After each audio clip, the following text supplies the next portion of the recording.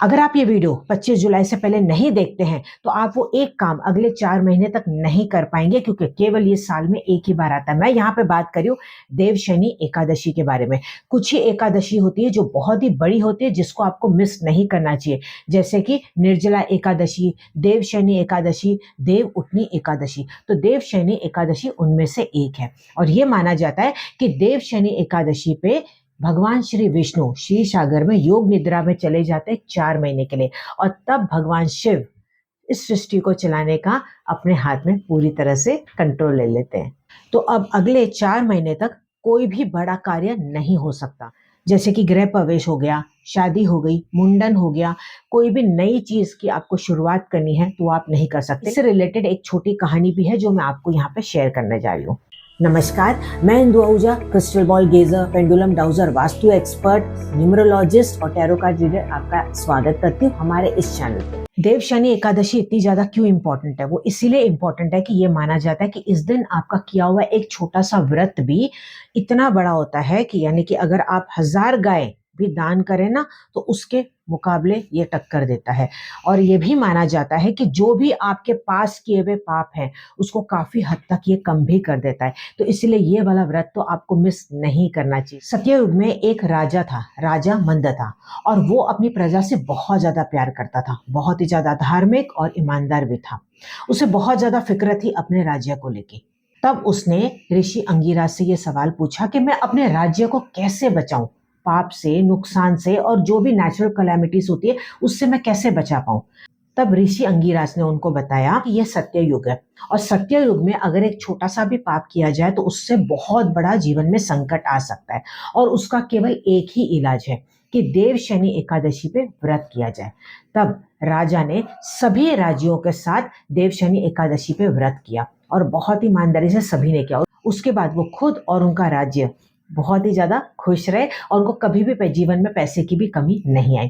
तो उसी प्रकार से ये माना जाता है कि सच्चे मन से अगर आप देव शनि एकादशी पे व्रत करते हैं या व्रत नहीं भी करते हैं, भले आप थोड़ा सा मौन में रहते हैं, ठीक है, सात्विक भोजन खाते हैं या केवल 2 वक्त का भोजन खाते हैं, किसी की भी चुगली नहीं करते हैं, झूठ नहीं बोलते हैं, तो भी माना जाता है कि जो भी पास्ट के किए हुए पाप है उससे काफी हद तक कमी आ जाती है और आप जीवन में देखते हैं कि आपकी ब्लॉकेजेस है वो दूर होती चली जा रही है। तो जितना आपसे बन पाए उतना आप जरूर से इसको फॉलो कीजिएगा।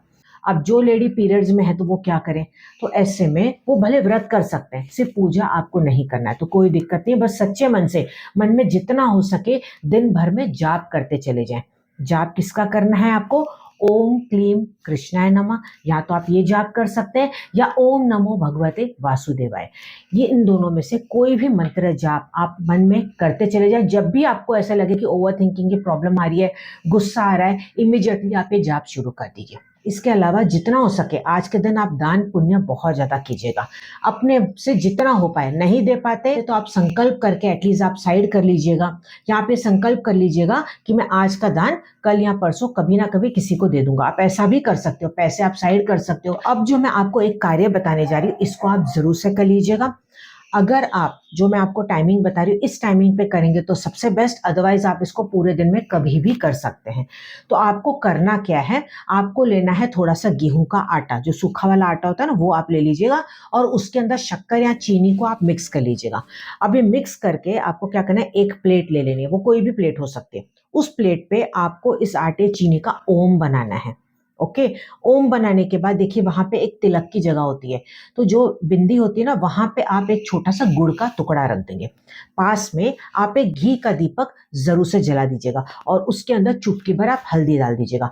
और भोग के तौर पे आपके पास जो भी अवेलेबल हो आप वो मीठा रख सकते हैं, लेकिन सबसे बेस्ट होता है जैसे कि आप केले का भोग लगा सकते हैं, आप कोई भी पीली मिठाई का भोग लगा सकते हैं। नहीं समझ में आए तो शक्कर या जो चीनी होती है, मिश्री होती है, वो आप उसका भी भोग लगा सकते हैं। एक थोड़ा सा मीठा जल जरूर से बना के रख लीजिएगा और उसमें तुलसी के कुछ पत्ते क्रश करके आप डाल दीजिएगा, और जो भी भोग आप लगा रहे हो उसके ऊपर भी तुलसी के पत्र आप जरूर से रख लीजिएगा।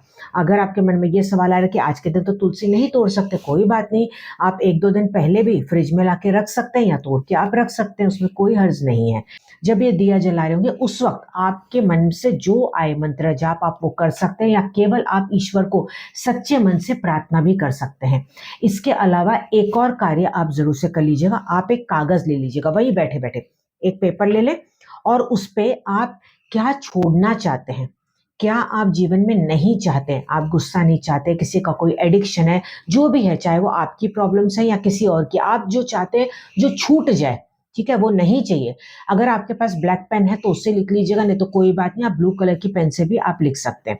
ये सारी चीजें आपने लिख ली। अब लिखने के बाद वहां पे आप पास में क्रॉस कर दीजिए, ये आपको नहीं चाहिए। अब आपको क्या चाहिए, आप एक एक शब्द में भी लिख सकते हैं, जरूरी नहीं कि पूरा आपको सेंटेंस लिखना है। तो इतना तो आपको क्लियर हो गया कि क्या नहीं चाहिए। वो गुस्सा हो सकता है, वो एंग्जाइटी हो सकती है, वो फियर हो सकता है, वो मोबाइल का एडिक्शन हो सकता है, वो किसी को शराब की लत हो सकती है, कोई भी चीज वो हो सकती है जो आप नहीं चाहते, या आपका दुख है, आपकी ब्लॉकेजेस आप वो चाहते हैं कि नहीं रहे आपके जीवन में, वो आप लिख लीजिए। अब क्या चाहिए वो आप लिखेंगे। क्या आपकी मनोकामना है, जैसे कि पैसे का है तो आप पैसा लिख लें, ठीक है, आप सक्सेस पाना चाहते हैं, आप अच्छी हेल्थ चाहना चाहते हैं, जो भी है 1-2 शब्द में या अपने सेंटेंस में जैसे आपको कंफर्टेबल लगता है वैसे लिख ले। अब उसके पास में टिक मार्क कर दीजिए, ये आपको चाहिए। अब इस कागज को फोल्ड कीजिए, वहीं पे आगे रखिए, ईश्वर को प्रार्थना करें, और कोई भी आपके घर में या वहां पे जो धार्मिक किताब पढ़ी होगी या भागवत गीता जो भी होगी उसके अंदर इस कागज को सीधा ही या फोल्ड करके आप इसको रख के भूल जाइए। अब आपको इसको कब निकालना है, जब देव उठनी एकादशी आएगी 4 महीने के बाद, तब इस कागज को आप निकालेंगे और घर के गमले में डाल देंगे।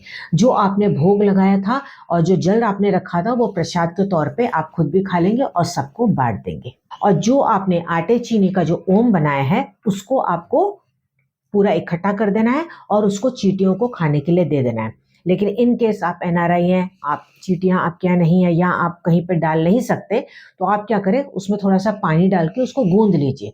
गूंदने के बाद उसकी छोटी छोटी गोलियां बना के आप इसको तालाब में या नदी में डाल दीजिए, जहां पे फिशेस होगी वो उसको खा लेगी। एक कार्य और कर लीजिएगा, ये मान के चलिएगा कि देवशयनी जो एकादशी ये आपका न्यू बिगिनिंग होगा लाइफ में। तो इस दिन जितना हो सके क्लटर अपने घर से साफ कर लीजिएगा, या उससे पहले ही कर लीजिएगा।